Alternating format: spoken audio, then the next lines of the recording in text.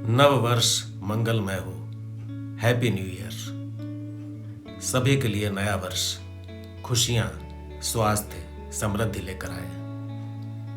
हम सभी एक दूसरे के लिए नए वर्ष में शुभेच्छा करते हैं, सभी को शुभकामनाएं देते हैं और सभी बदले में हमें शुभकामनाएं देते हैं। प्रत्येक वर्ष हम लोग नए वर्ष को मनाते हैं। कुछ रेजोल्यूशंस हम लोग करते हैं।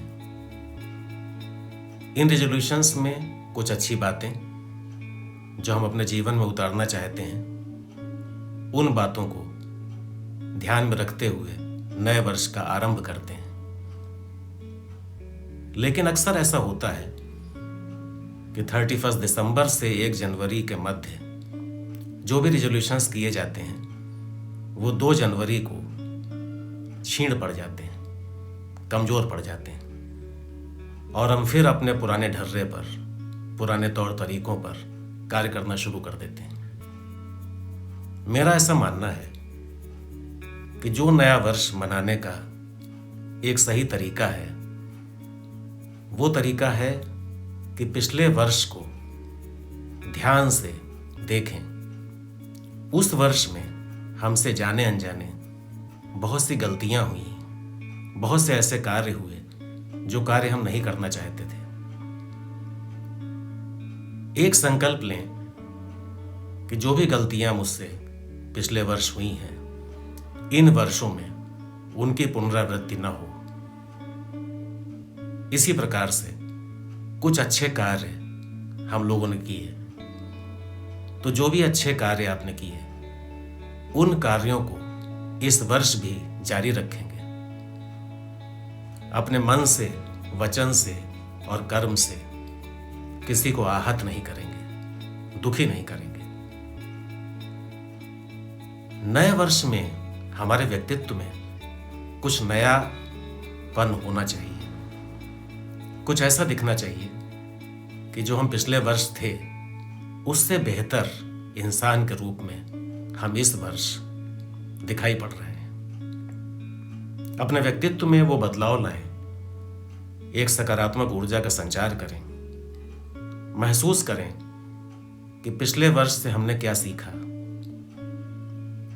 जो भी सीखा है उस सीख को, उस अनुभव को इस वर्ष लागू करें, ना कि रेजोल्यूशंस को बनाकर 1 या 2 दिन आनंद के कुछ क्षण बिताकर 2 जनवरी को फिर से पुराने ढर्रे पर लौट आना, फिर से पुरानी गलतियों को दोहराना, फिर से वही कार्य करना जिनके लिए हमें पछताना पड़ता है।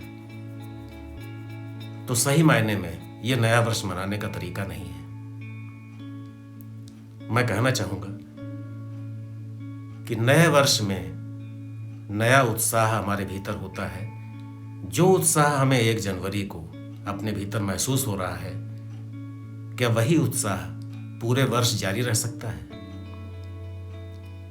क्या उसी उत्साह के साथ हम अपने कार्य को संपन्न कर सकते हैं?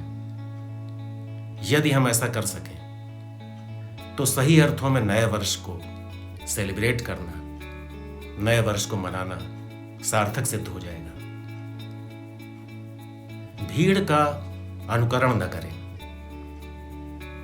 जो भीड़ कर रही है वो सदैव सत्य हो ऐसा आवश्यक नहीं। हम बहुत सारा धन इसी में गंवा देते हैं कि हमें सेलिब्रेट करना है। क्या सेलिब्रेट करना है? सेलिब्रेशन मना नहीं है, लेकिन सेलिब्रेशन हम क्यों कर रहे हैं? खुशी पाने के लिए, शांति पाने के लिए। क्या आपको लगता है कि उस सेलिब्रेशन के बाद जो खुशी आपको मिली वो स्थायी थी? नहीं, वो खुशी कुछ क्षण टिकने के बाद फिर समाप्त हो जाती है। लेकिन उस खुशी को मनाने में जो हम अपना धन और अपना समय व्यर्थ करते हैं वो कहीं ना कहीं हमारे लिए पछतावे का कारण बनता है। तो ध्यान से थोड़ा ठहर कर इस बात को सोचना होगा कि नया साल आ गया है। इस नए साल में मेरे व्यवहार में, मेरे व्यक्तित्व में क्या नया होने जा रहा है, कौन से नए गुण मैं इस वर्ष अर्जित करूंगा, अपने व्यक्तित्व में उन गुणों का समावेश करूंगा जिन गुणों से हमें सम्मान मिलता है, हम समाज के एक उपयोगी इंसान बन पाते हैं। निरंतर आत्मचिंतन की आवश्यकता है। इस तरह के चिंतन से मन शांत होता है। मन के भीतर जो भी विचार आते हैं, उन विचारों की गुणवत्ता क्या है, वो किस प्रकार के विचार हैं।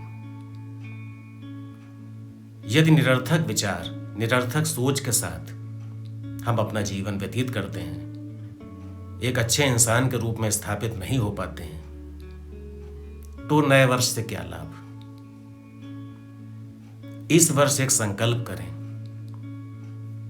कि हम कुछ ऐसा करके दिखाएंगे कि लोग हमसे प्रेरणा लें, दूसरों के लिए प्रेरणा स्रोत बन जाए। जब आप दूसरों के लिए प्रेरणा स्रोत बनेंगे, इसके लिए आपको अपने भीतर कुछ गुणों को लागू करना पड़ेगा, कुछ गुणों का समावेश करना पड़ेगा। तो इस बार यही रिजोल्यूशन लेना है कि पिछले वर्ष की गलतियों को नहीं दोहराना है, पिछले वर्ष की अच्छाइयों को जारी रखना है,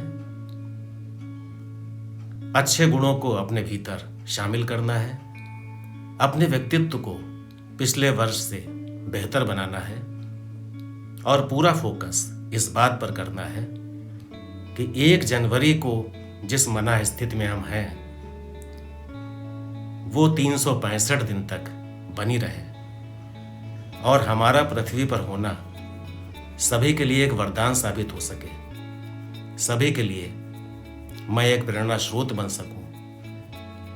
ऐसे रिजोल्यूशन के साथ अपने नए वर्ष को शुरुआत करते हैं, नए वर्ष का आरंभ करते हैं। सभी शांत हों, सभी सुखी हों, सभी आनंदित हों।